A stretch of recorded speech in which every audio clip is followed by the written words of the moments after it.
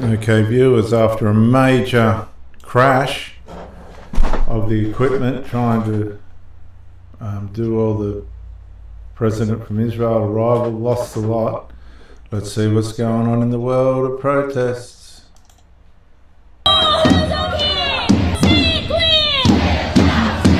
Shocking.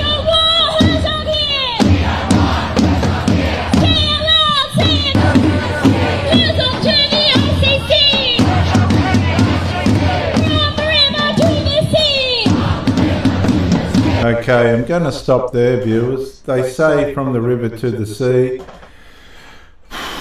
We all know that's a genocidal chant.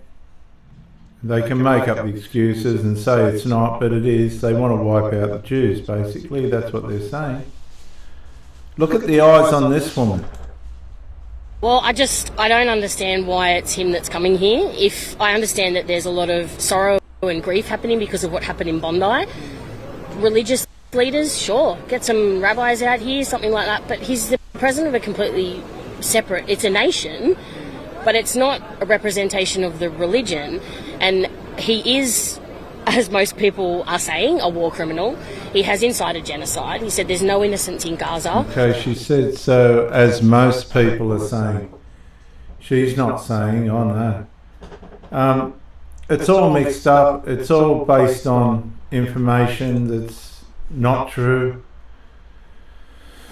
Have I got more problems with this footage? Including babies and children. And I just don't think someone like that should come here. I mean...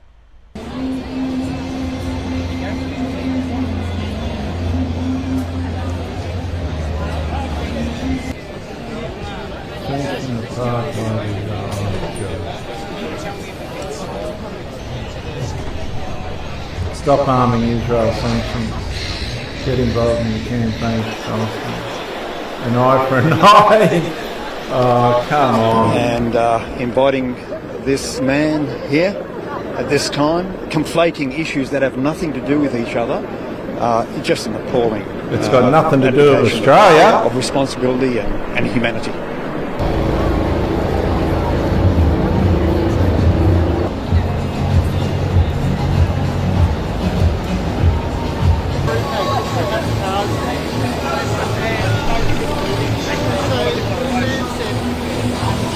Required from the river to the sea, Palestine will be free. From the sea to the river, Palestine will live forever.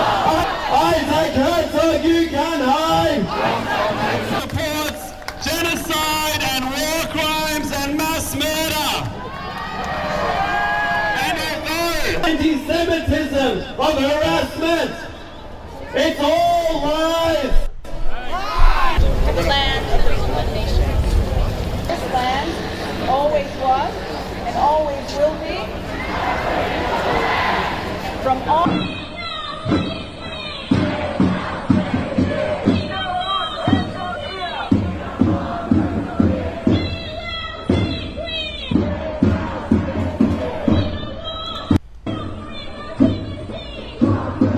From the river to the sea, that's illegal.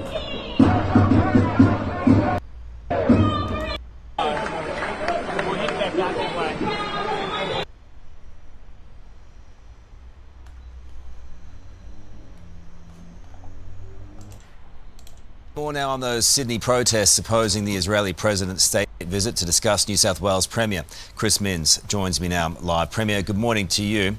Look, I think Aussies have had a gut full of this crap on our streets, of violence and disunity. Yeah, Carl, police were put in an impossible situation last night. It's worth remembering they did everything possible to avoid that confrontation, starting last week when they begged protest organisers to have it in Hyde Park where it was safe and a march could take place. I know that some of the scenes on television and on social media are short clips, but people have to understand the circumstances where protesters breached police lines and ran amok in Sydney would have been devastating. What we can say today that we couldn't say yesterday is that we had 7,000 Jewish mourners in the same city at the same Look time, in the background, and police they're all- had to keep those two groups apart. Your own backbencher, Sarah Kane, says police were totally over the top. How do you respond to that? No, she's wrong. I'm not going to throw police under the bus this morning. This is a situation that's incredibly combustible. The circumstances that weren't shown on the news this morning or on TV last night because they didn't happen is what would have happened if protesters breached police lines. I mean, at the end of the day, the President of Israel, 7,000 protesters, 7,000 mourners, all in the city at the same time. It would have been chaotic and potentially incredibly dangerous. As difficult as the scenes were to watch last night, it would have been infinitely worse if New South Wales Police didn't do their job last night. How are the injured officers this morning? Yeah, several of them are injured. I've spoken to the New South Wales Police Commissioner this morning. He's concerned about it. Police are not punching bags. Obviously, we're worried about their welfare. We ask them as a public, as a civic society, to go into difficult situations to keep the people of New South Wales safe. I understand that people are unhappy, some people are unhappy about what happened last night, but the truth of the matter is, Carl, a lot of people left that area once directed by police. There was another group who were determined to have a conflict with New South Wales Police, and that's what happened in the end. Okay, so some are accusing the police of being heavy-handed. Were any of those circumstances and any of those, the vision that people are seeing, you're right that they've been clipped up and used as weapons against the police, have any of those situations, have they overstretched their mark? Well, look, obviously they'll be investigated, but I'm not prepared to say that. I mean, I think context is incredibly important, and all of the circumstances where police are effecting an arrest on a protester are after protesters attempted to breach police lines twice. Okay. Look, it was pretty... And I think that's important context in the circumstances. Agree. You won't get any argument from me. Look, Grace Tame yelling out globalise the Intifada. When will that be an offence? Yeah, we're looking at that as a change to the law in New South Wales. My view is very strongly that we saw what globalise the Intifada looks like on the 14th of December in Bondi, and that is a violent uprising in Australia. And as a result, we had 15 dead Jewish Australians who were killed because of their religion. Now, I mean, in the circumstances where you've had Australia's worst terrorism event in its entire history a matter of weeks ago, for someone to scream it on a microphone, you can just imagine what those families are going through this morning. I think we could disagree far better than having that kind of speech at public forums. I was hoping for some kind of calmness and responsibility. We're not going to have that, but we are going to have security, and police have got to do their job. So Muslims praying in the city as well, Premier, whether it was legitimate prayer or they were baiting police, who knows, but that will be weaponised against the force. You know that. Look, I think, Carl, it's important to say that New South Wales Police would never have deliberately provoked the Islamic community. There's a deep respect and a long-standing history of cooperation between New South Wales Police and the Islamic leadership and the Arabic community in Sydney that stretches back a long way. But context is important.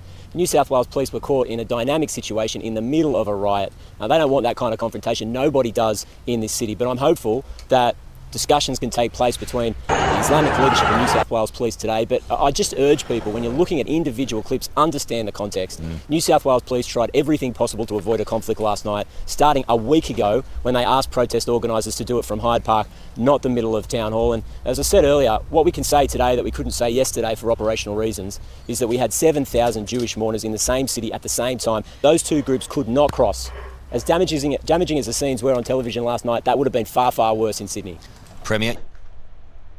Well, viewers, the Supreme Court dismissed the pro-Palestinian Action Group's urgent legal challenge to expand police powers that were put in place for Herzog's visit. The group argued that the Major Event Declaration, which gave police extensive powers to control protests, search people in the designated area, issue move-on orders and restrict movement, was inappropriate for political protest and went beyond what the law was intended for. I watched this, and Justice Robinson Wright upheld the government's decision, agreeing that the extra police powers were justified on public safety grounds given the tensions expected during the visit, particularly after security concerns in Sydney and clashes between opposing groups.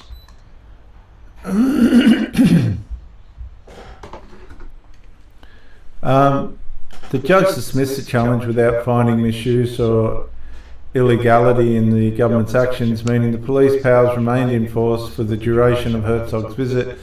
And I will say, viewers, I watched it, and the people representing, the barristers representing the pro-Palestinian group, made some pretty bad mistakes. There was one point there, they had a very serious legal document that they wanted the judge to read from, and they couldn't find it, they didn't have it. And it sort of collapsed from there, their integrity collapsed from there. So what this means, because the court rejected the pro-Palestinian Action Group's challenge, police retained their expanded authority in parts of Sydney CBD and eastern suburbs until the visit ends. Protesters could search or ordered to move on in areas, they could be searched or ordered to move on in areas covered by declaration, and fines of up to several $1,000s could be imposed for failing to comply.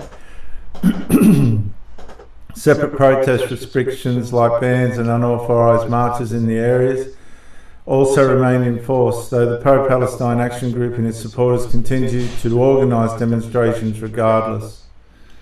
There were tensions that escalated when protesters tried to march from an authorised rally point near Town Hall towards New South Wales Parliament, despite New South Wales protest restrictions and special police powers in the place for the visit. New South Wales police blocked the march, citing legal restrictions, and deployed pepper spray to control the crowd. There were scuffles with officers, multiple arrests, 27 approximately, as far as we know, and several serious injuries, including claims from some MPs and witnesses about excessive force. And these are Labor MPs. Arrests and ongoing legal context. Police said some protesters assaulted police and that organisers incited attempts to march despite the restrictions. A Supreme Court challenge by pro-Palestinian activists against the expanded police powers was dismissed, meaning police can retain the major power events during the visit. And so the political reaction in broader context, New South Wales Premier Chris Minns defended police actions, saying they faced a volatile situation. The protests were part of broader national demonstrations happening in response to Israel-Gaza conflict and specific frustration with Herzog's visit. Herzog's visit itself included memorials from the Bondi attack victims and messages against anti-Semitism, even as it drew controversy and protest. These protests are part of ongoing tensions in Australia around Gaza. But viewers, this is a minority, a very small minority of people, and local laws, public assemblies, especially after Bondi terror attack, heightened security concerns. And this is how the protest ended up. Businesses were attacked. People walking the streets were attacked. Look at this.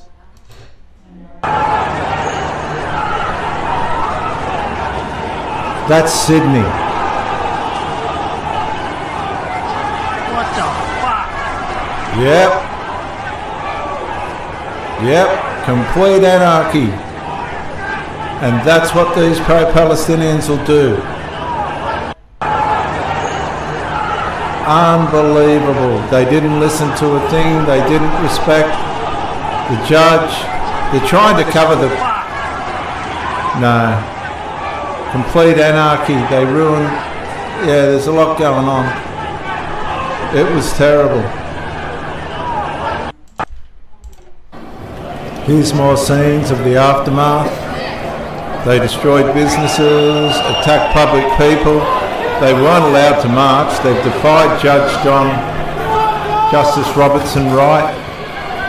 It's bad. This is really bad. Here come the police. Oh, look at the police. This is unbelievable. Unbelievable. This is in Australia. How can that be Australia?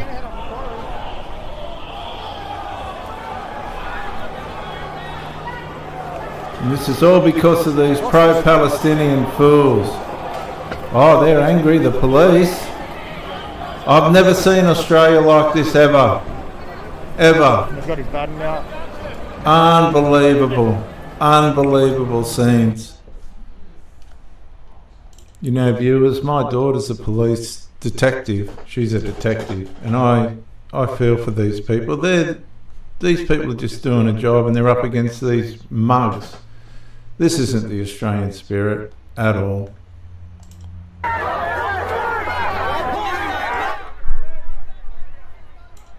They knew this.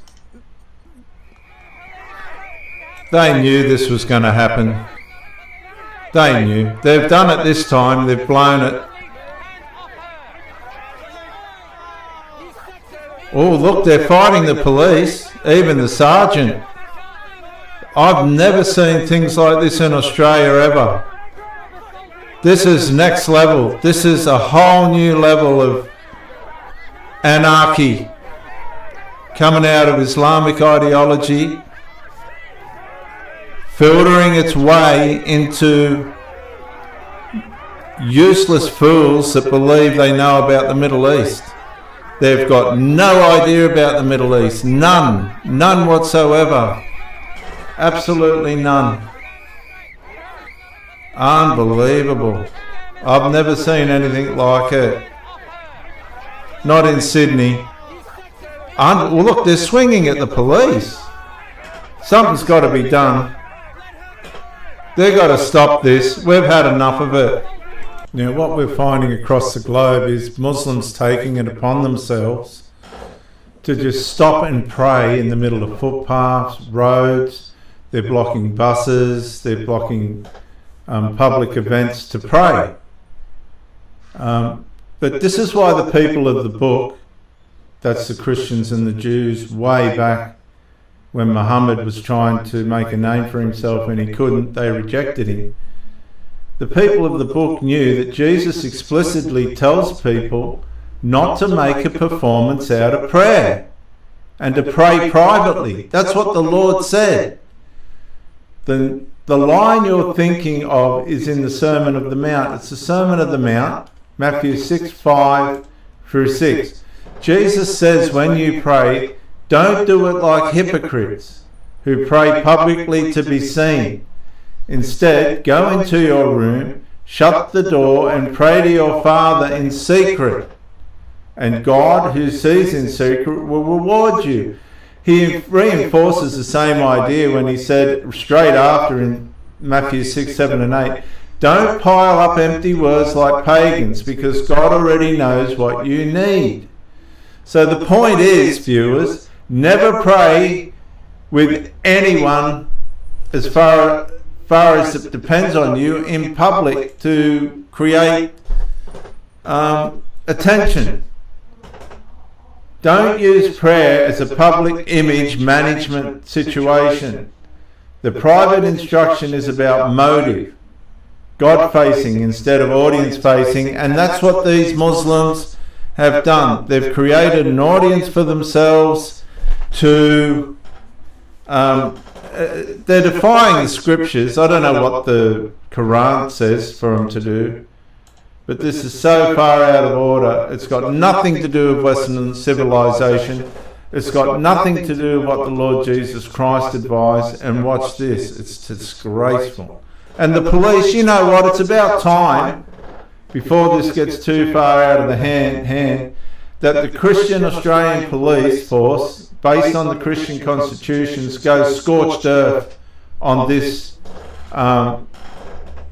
audience. They're just trying to get an audience. They're just trying to get a public image.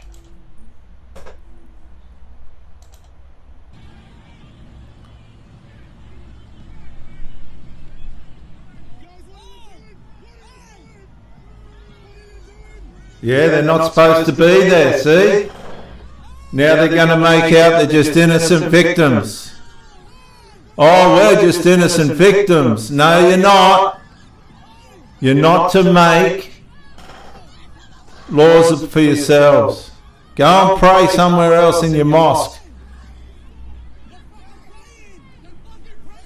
No. Doesn't matter if they're praying or not. No, it's a big show. It's just a one big show. They're not supposed to be there. They were told not to be in that area. Yeah, get moving. Get. It's...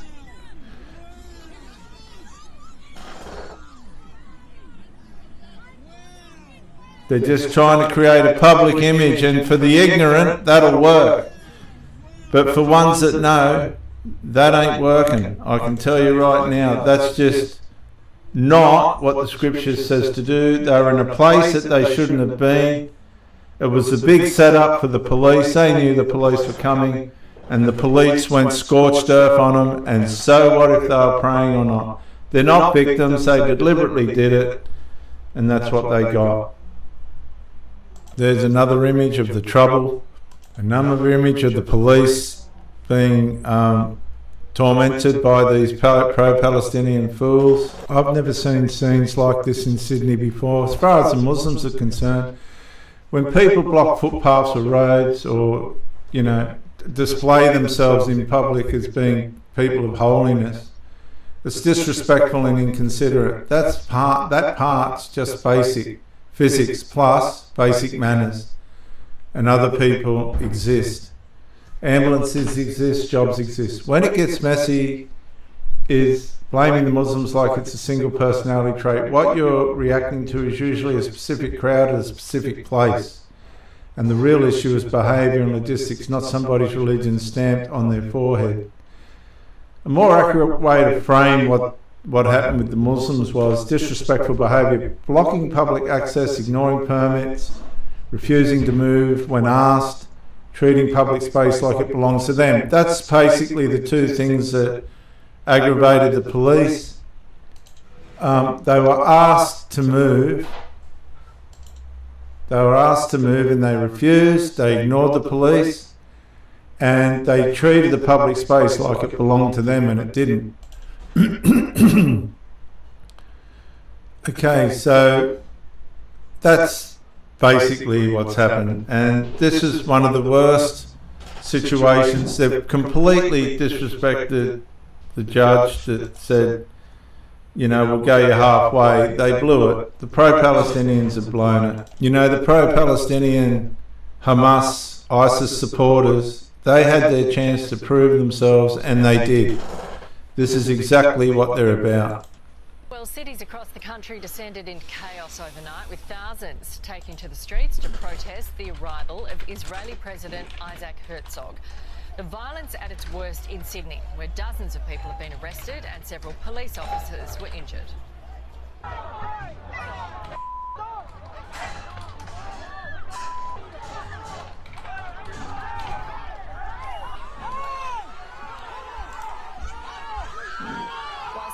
Accusing authorities of using heavy-handed tactics. Police say they were forced to act as the crowd became violent and refused to move on.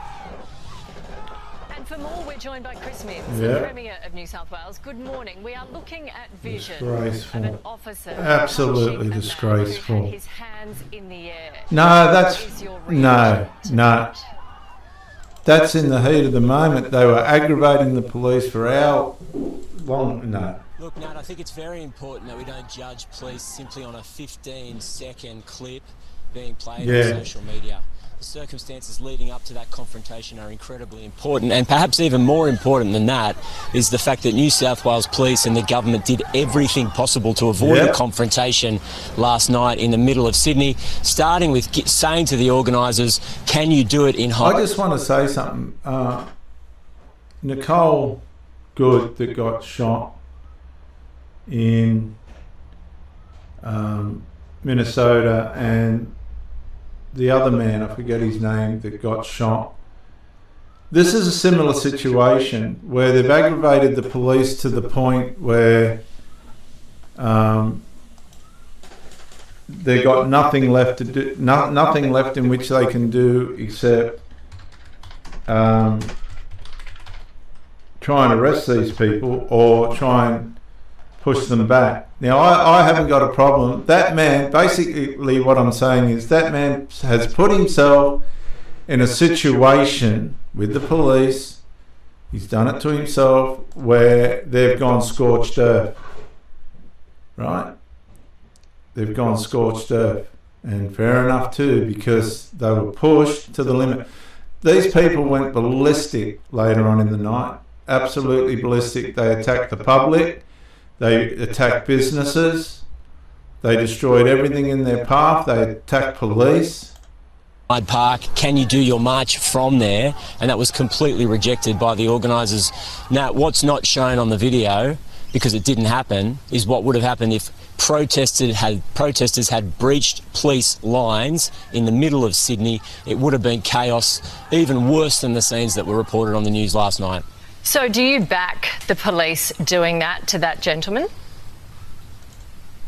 Look, I think you need to see the circumstances, but I don't have the full clip, and I'm certainly not going to throw police under the bus without seeing the circumstances leading up to that clash. But what I want to make clear is that New South Wales Police did everything possible to avoid these clashes, everything possible, including for the last week telling the organisers, can you do it from Hyde Park rather than down at the Town Hall? And one of the things that we couldn't reveal yesterday, but we can speak about today, is that there were 7,000 Jewish mourners in the city at the same time that police were trying to keep separate from protest organisers.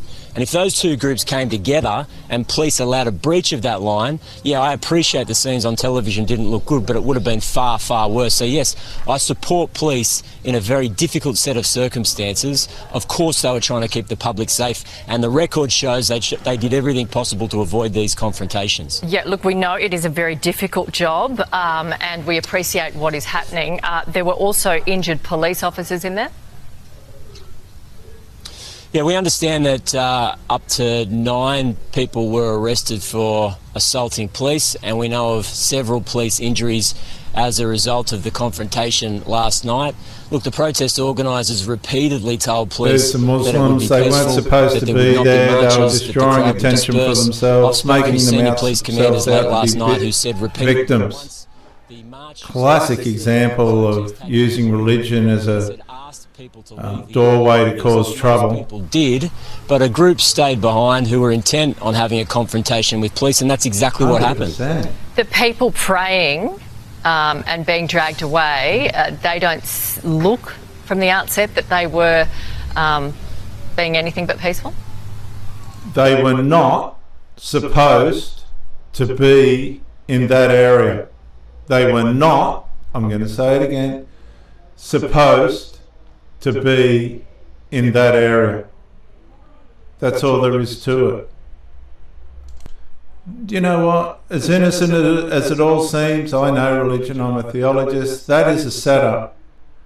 That is the Muslims coming out to make themselves look innocent and holy. When you think about it, the whole thing's based on Islamism, all this trouble, and they've decided in the wrong place. They should have just stayed in their mosques and prayed. Why did they come out and make a scene for themselves? This is just part of what the ideology does. It's just, no. Nobody can blame the police for going scorched earth. It was out of control. And it's all based on this religion. Look, I think the truth of the matter is there's no way New South Wales Police, with their long record of engagement with the Islamic and the Arabic community, would have tried to or deliberately provoked a confrontation on those lines. Obviously, people are allowed to and encouraged to practice their religion, but the circumstances are important here, and police had given a move-on order in that square 100%. Immediately after violent clashes. 100%. A lot of social media clips 100%. is that there was 2 separate attempts by some of the people in the crowd to breach police lines. 100%. Now, police said, you're not coming through here, and if they had gone through there, yeah, I appreciate the scenes on the television last night were not good, but they would have been far worse. Okay, Premier. Basically, viewers, the pro-Palestinian people have shown their ugly face, and this is who they are, and this is where it's all going to end up. And you know what? It's got absolutely nothing to do with Australia. The Israeli Prime Minister, Isaac Herzog, come out to comfort and console the Jews after the biggest massacre in Australian history. And this is the best. This is the division. They've shown their ugly face. And I'll see you on the next one.